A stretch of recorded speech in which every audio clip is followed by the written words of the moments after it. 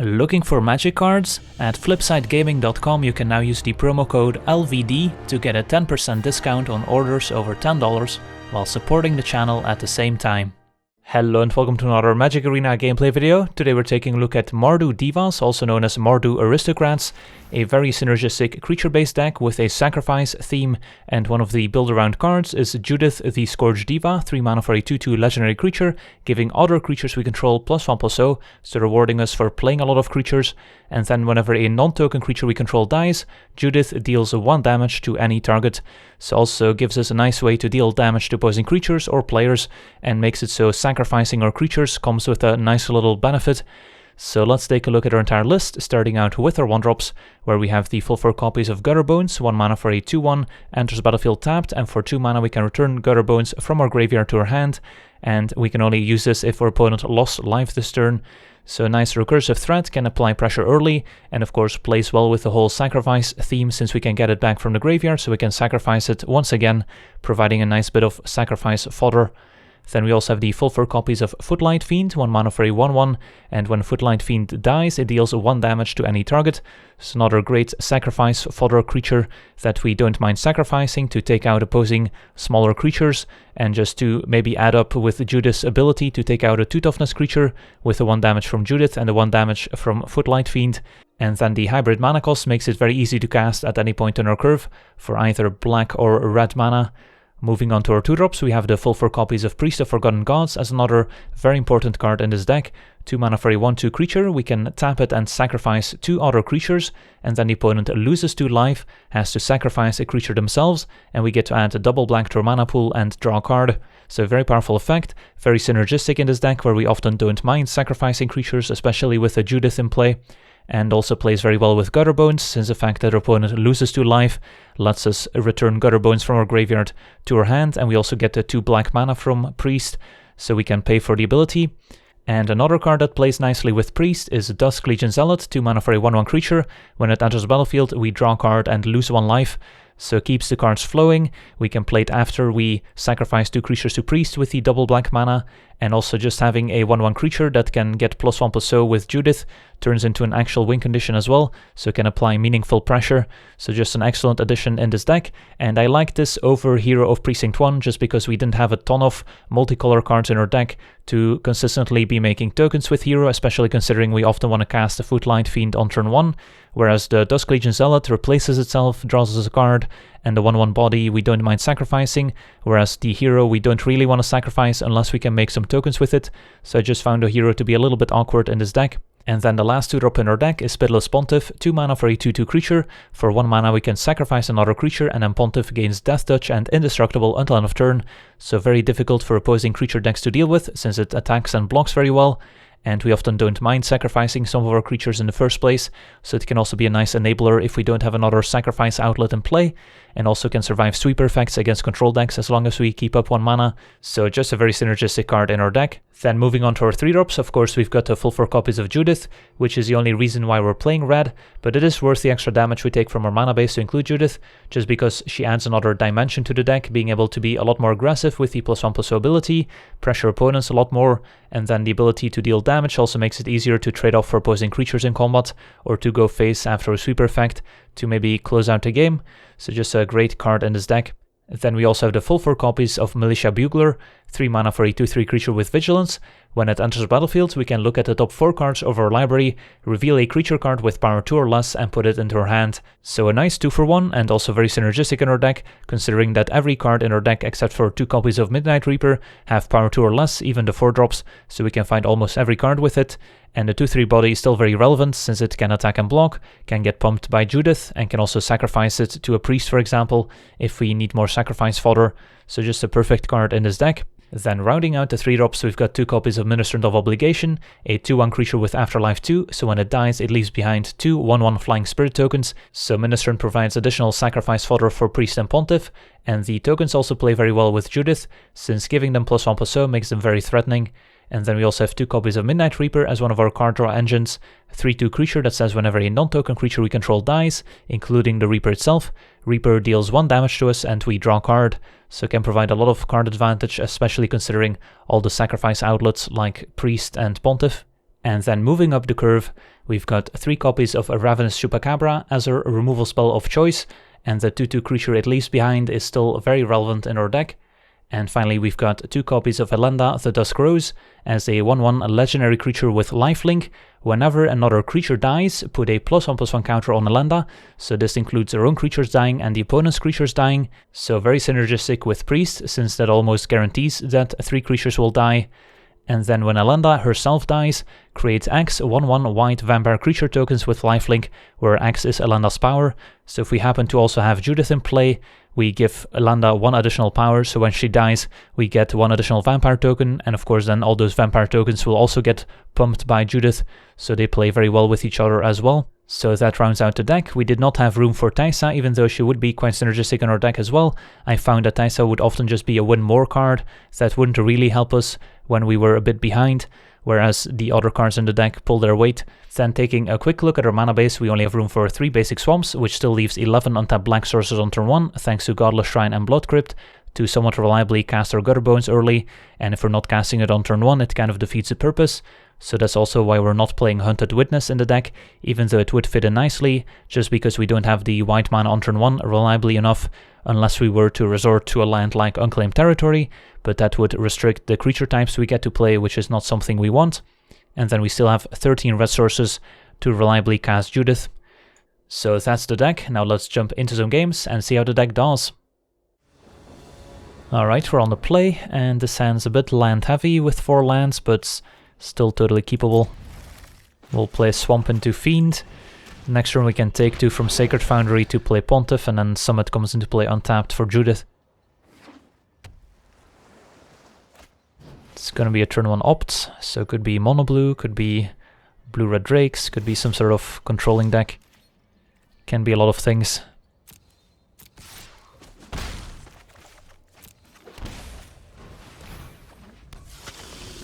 So next turn we could play Judith, or we could play Bugler first. Alright, Terramander, so mono blue is looking likely. They could have a Spell Pierce or a Dive Down up here. Spell Pierce we don't really care about since we don't have any non-creature spells. And after picking up a second Judith, I think I'm more into playing Judith than Bugler here. Get in a bigger attack this turn. And if they somehow find a way to kill it, for example by ambushing it with a Merfolk Trickster, we still have a backup copy. Opponent takes 5. Alright, it looks like blue-red Drakes after all, so we might see some removal spells here out of red, including Shocks and Lava Coils. Lava Coil would counteract the Judith's ability of dealing 1 damage, since the creature doesn't die, it gets exiled. But with a Shock we would still deal 1 damage. Terramander not the best when facing Judith and Footlight Fiend, since it's pretty easy for us to kill it. Alright, where do we start? I think we start by playing untapped Sacred Foundry into Bugler, that way we get to keep up 1 mana for Pontiff activation, and we want to make sure to keep up black land after playing Bugler, so we can potentially play Gutter Bones afterwards, if we find one. And now we have a creature in play that we don't mind sacrificing with Pontiff, and Priest is a great pickup against the Drake's deck if they can't kill it. We'll get in with everyone. And even if they somehow kill Judith, we still have a backup copy for next turn, and playing Bugler before the second Judith also makes sense. Opponent blocking Pontiff, that's fine. Is this Shock? It's gonna be Shock on Judith. That's fine. So Terramander essentially absorbed a bit of damage here, since it was gonna die to Judith's 1 damage anyway.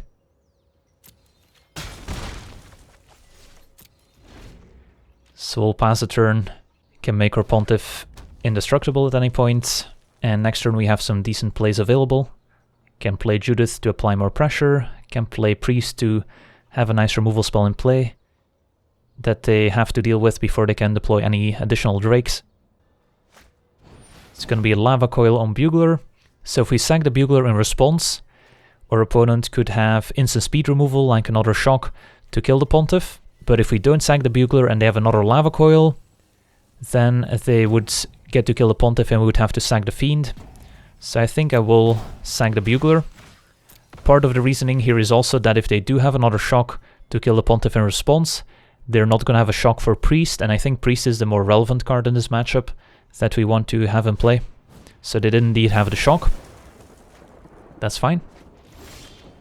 So we don't have a ton of pressure in play anymore, so playing Judith doesn't make a ton of sense. But instead we can attack for 1. And then play Priest plus Zealot.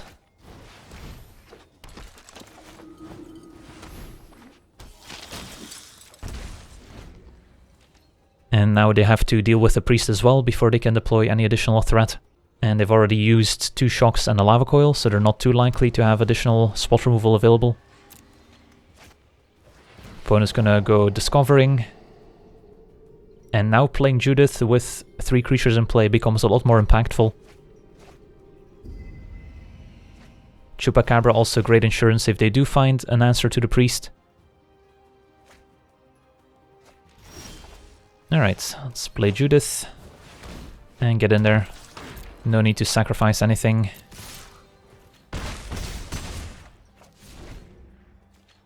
We could have decided not to attack with the Priest, so we can potentially activate Priest right now and then untap and activate it again, but it's not like our opponent's going to be deploying multiple threats here.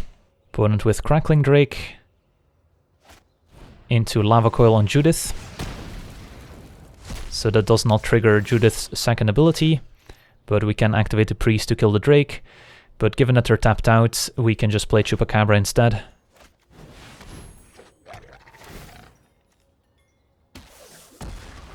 And then we get to attack for 2. And then sack Fiend and Zealot to Priest. That's 2 damage from Priest and 1 more from the Footlight Fiend, so that's exactly enough for lethal here. And we could have added a Bugler to the board as well here. Alright, on to the next one. Alright, we're on the play, and how about this hand? Seems okay, we do need to draw a 3rd land, and the retreat doesn't play all that nicely with the Swamp, but I think it's still keepable with the Zealot drawing us a card. And I think we might actually play a retreat tapped on turn 1, so we can guarantee that we can play a 2-drop on turn 2, which I think is going to be more important. Another Clifftop Retreat. Could also play another retreat and then play Footlight Fiend right now, so we can guarantee to play a 3-drop. But I think we're playing Zealot and kind of hoping we can pick up another land here. Well, a 3rd retreat is not exactly what we were hoping for, so kind of a slow start here. Alright, Swamp is decent, I guess. Let's just play Midnight Reaper, which I prefer over Judith.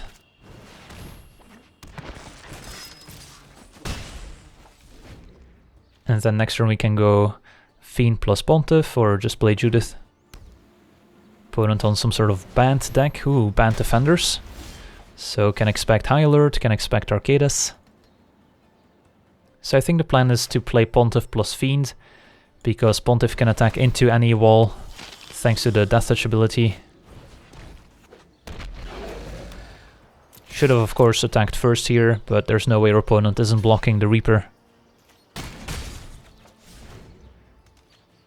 So let's see if they have one of their payoff cards.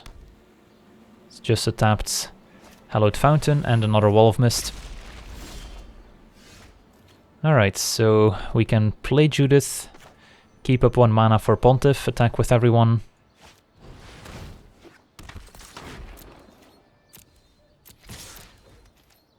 And now if they block the Reaper, the 1 damage from Judith can also finish off a wall. Opponent blocks like that, can let damage happen. And I think we'll sack the Dusk Legion Zealot instead of the Footlight Fiend, since we only need 1 damage to finish off the wall, and 2 damage doesn't really accomplish a whole lot extra. So we might want to keep the Fiend around. Draw a card with Reaper, deal a damage to the Wall of Mist. And Gutter Bones to pick up. Alright, so bit of an awkward start with triple Clifftop Retreat here. Not doing us any favors. But we're still on the board. And there's the high alert. Opponent does get in for 5, that's aggressive. They are taking quite a bit more than 5 on the way back. So we'll get in there.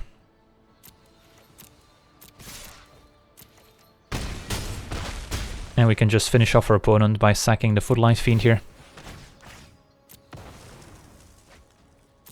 One from Judith and one from Fiend. Even with the Wall of Mist on defense, they would have been in trouble. Alright, on to the next one. Alright, we're on the draw, and our hand looks okay. Don't have a 1-drop, but we get to play Zealot into Bugler, into maybe Alanda and Judith. Alright, and we're up against Moderate, which is a pretty bad matchup for us, just because we do take quite a bit of damage from our own mana base. And we don't have a ton of life gain outside of Alanda, but with Alanda in our opening hand, we might have a chance. And it's going to be turn to Lava Runner to follow up the Firebrand and a Wizard's Lining to our face. So we will happily trade the Dusk Legion Zealot for this Firebrand, given a chance.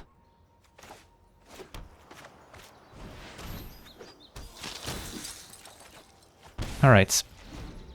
Bugler makes for a reasonable blocker that will require a removal spell if they want to keep getting in with their smaller creatures. And then we'll have to wait and see if we want to play Landa on turn 4 or not. Ooh, turn 3 Gutter Snipe is scary.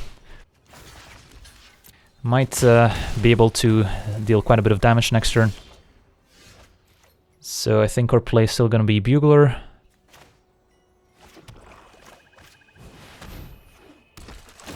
On the bright side, our opponent is down to 2 cards in hand. Do we want another Gutter Bones or a Zealot? I don't think we're really drawing into anything specific with the Zealot other than maybe Chupacabra to kill Gutter Snipe. So we might want to go with the Gutter Bones, which can apply a bit more pressure and also doesn't cost us any life. Alright, that's a Wizard's Lining for 5 damage.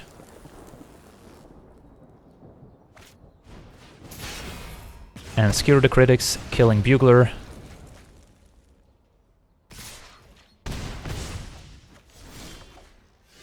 So we're all the way down to 2. Can't play Godless Shrine untapped unless we want to kill ourselves.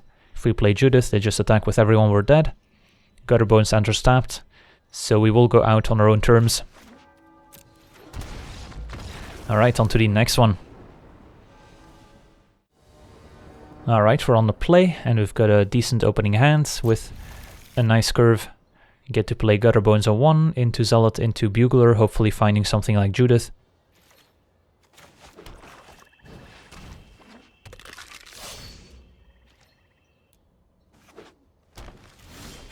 Opponent with Forest Go. Could also go double Footlight Fiend. Could turn out to be a little bit better if we do find a Judith with Bugler, because then we'll have an extra body in play that gets the +1/+0 bonus. But I think I'm still going to go with the Zealots, just because it's a bit easier to sneak the 1-drops into play as opposed to the 2-drop later. So we'll play the Sacred Foundry, play Zealots. And get in for 2. Next turn we get to play Bugler. Alright, opponent on some sort of Sultai deck with turn 2 Growth Spiral.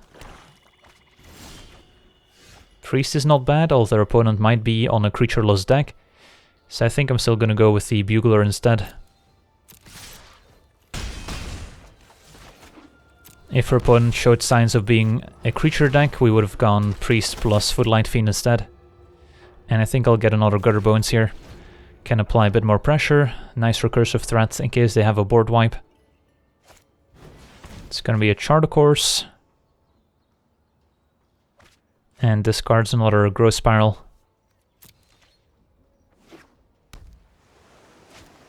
And Thought Erasure, which might take the Priest, might just take Gutter Bones, who knows. Does take the Priest. Alright, let's get in there. And now the question is, how much do we want to hedge against a potential sweeper effect? I think we'll just play Gutter Bones and a single Footlight Fiend, keep the other one in hand in case we need to enable the Gutter Bones in our graveyard. Because if our opponent does wipe the board and we don't have any creatures left, we won't be able to get our Gutter Bones back. It's going to be another chart, of course. And the sweepers they could have had include something like Ritual of Soot, Golden Demise, or worst case scenario, Cry of the Carnarium, since that would actually exile our creatures and wouldn't even let us trigger the Footlight Fiend. Alright, Stitcher Suppliers, our opponent is actively trying to fill their graveyard. So we're just gonna send in everyone. They can block a Gutter Bones. Down to 2. And I don't think we're too afraid of a potential Cry of the Carnarium here.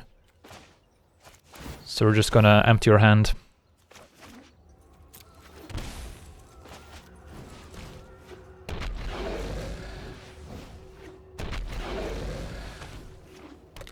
And if they kill the Footlight Fiends, they're dead. And even if they do have Cry, the Bugler would still survive. And they would take 2, which would be lethal. Opponent with Concocts, reanimating a creature, so that explains the Stitcher Supplier. Brings back Polyraptor, but that's not gonna cut it here. Alright, sweet, on to the next one. Alright, we're on the play, and this hand seems totally reasonable. Get to play turn 1 Footlight Fiend, thanks to Sacred Foundry, into turn 2 Priest. Thanks to Chapel coming into play untapped, because of the plain subtype. And then we can always play Pontiff as additional sacrifice fodder for Priest, although we would prefer to hit our third land drop and maybe sacrifice Bugler instead. Turn 1 Agree Memorial. So not sure what we're up against yet. But Priest is quite good against any green creature deck.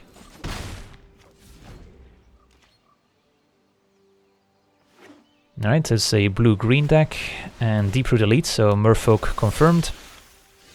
So I don't really feel compelled to activate Priests, since the Footlight Fiend itself can kill the Deeproot Elite with the 1 damage. But I don't think we're attacking with the Priest, because I want to keep up the ability, and I doubt our opponent is going to block with a Deeproot Elite here. So they take it, we'll play Pontiff. And then we can still activate Priest at any point, to maybe take out Deeproot Elite alongside another Merfolk they play here. We don't get to use the 2 black mana, since we're using it in the opponent's turn, but I think the sequencing works out a bit better this way. So we can let that resolve. And we could respond here with the Priest activation, but I think we're fine letting them get a counter, since I would rather get to untap and use a Priest in our turn, just to be able to use the 2 mana to play a 3-drop. Alright, so now do we want to make any attacks? I guess we could sneak in an attack with the Fiend and the Pontiff. They're unlikely to block, since we want to be sacrificing these anyway. And if we can sneak a bit of extra damage in, might as well. And now we'll activate the Priest. Sack both of those. 1 damage to Deeproot Elite. And our opponent has to sacrifice the 2/2 Elite. And draw Footlight Fiend, perfect. So we get to play 3-drop plus Fiend. Question is, do we play Bugler or Reaper? I think we play Reaper, just to get the cards flowing, since we might want to sack Reaper and Footlight Fiend next turn, and that way we get to draw 2 cards and maybe hit our land drops. Whereas Bugler helps us find more creatures, but we have plenty of creatures in hand already. It's going to be River Sneak and nothing else. There's our land, so we've got quite a few options here. I think, again, I'm just going to attack first. See what they do. Opponent is chumping the Reaper, that's fine. So we'll pay 2 here. And we want to play a second Reaper or Bugler. I think we're going to play Bugler now. Don't really need a second Reaper in play all that badly. Losing too much life could be scary, and Judith is the card I was looking for with a Bugler, as a nice way to keep up the pressure. So now our opponent's pretty far behind. Got multiple ways of dealing 1 damage between Judith and the Footlight Fiend, can make them sacrifice creatures with Priest, and we're applying pressure, so we're also closing out the game pretty quickly here. So we'll play Judith. Let's see if our opponent maybe has some counter spells in their Merfolk build. Would be unusual, but not impossible. Alright, it's going to be an Essence Capture. Fair enough. And do we attack with the Priest or do we keep it back? I think we will attack with the Priest now. There's no Merfolk Trickster we need to be afraid of. And next turn just playing Judith and then activating Priest.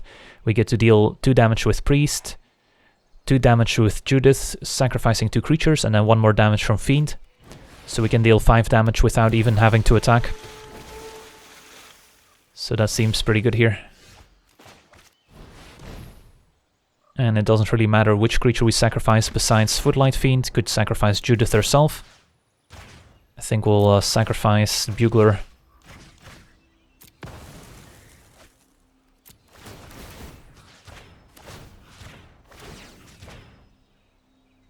And I don't think they'll have any interaction for single green or blue. Pause for Reflection, prevents all combat damage. But Judith does not deal combat damage, and neither does the Priest. So our opponent with a pretty unusual build of Merfolk, but I think this draw would have wrecked any build of Merfolk, to be honest. Alright, on to the next one. Alright, we're on the draw, and I think this is a keep, despite not having red mana. We get to play Gutterbones into Zealot, which gives us an extra draw step at finding red mana for Judith. Turn 1, a Godless Shrine into Footlight Fiend, so it could be some sort of mirror match. There's red mana, perfect. Alright. So if it is some sort of mirror match, combat is going to get pretty complicated, and we'll see a lot of creatures just trading to their various 1 damage effects. So this is a matchup where cards like Militia Bugler are going to be quite important. Priest is going to be pretty key too. So if we want to have a chance at playing Judith next turn, we'll have to play the Godless Shrine here instead of the Chapel. We'll start by attacking for 2. And play Priest. And we might play Zealot instead of Judith next turn anyway, but having the option to seems nice. And yep, our opponent also with Mardu. Let's see what they have here. Midnight Reaper, that's a good one. We've got our own Midnight Reaper. So what's the plan here? So I think our plan is just to play Midnight Reaper and then attack with Gutterbones, since I wouldn't mind getting this Footlight Fiend off the board, and we would also get to draw a card with Midnight Reaper. Opponent takes it, and we'll say go. Not gonna activate the Priest here, even though we could have, and then still put a Zealot in play. I think we want to wait until we get Judith in play, so we can more easily kill the Fiend and get to the opponent's more juicy stuff, or we might just play Chupacabra next turn. Opponent is playing Hero, but they can't follow it up with another 2-drop here. So now the plan might just be to Chupacabra the Midnight Reaper. I think we want to kill the Reaper before we start activating Priest too much, otherwise our opponent's going to start drawing too many cards. So that dies. And then we can attack with Gutterbones. Still gonna leave the Midnight Reaper back since I don't really want to trade it quite yet. And then next turn is going to be the big turn where we get to play Judith and maybe activate Priest in the same turn. Opponent takes it. And I'm not too worried about our opponent making a few tokens with Hero, since we will have Judith and Footlight Fiend to deal 1 damage to stuff. Alright, there's Teysa.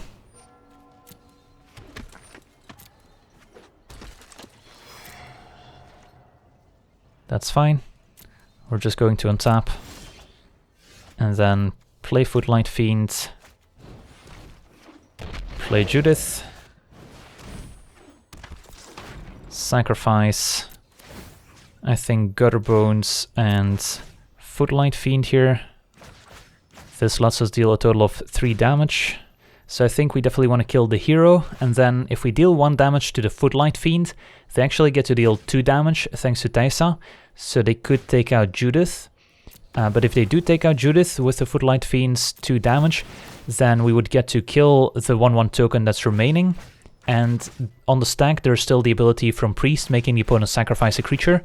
So your opponent would end up having to sacrifice Steysa to the Priest's ability, and they would have an empty board after everything is said and done. Whereas if we deal 1 damage to the Soldier token, then our opponent sacrifices the Fiend to the Priest's ability, and still gets to deal 2 damage and potentially kill Judith or a Priest. So I think it works out better if we deal 1 damage to the Fiend here instead of the Soldier token. And our opponent does indeed deal damage to our Judith. So with the 1 extra damage, since of course Judith does trigger off herself dying, we get to take out the Soldier token. And now our opponent has to sacrifice Steysa to our Priest ability, clearing the opponent's entire board. We get to draw a million cards from our Midnight Reaper.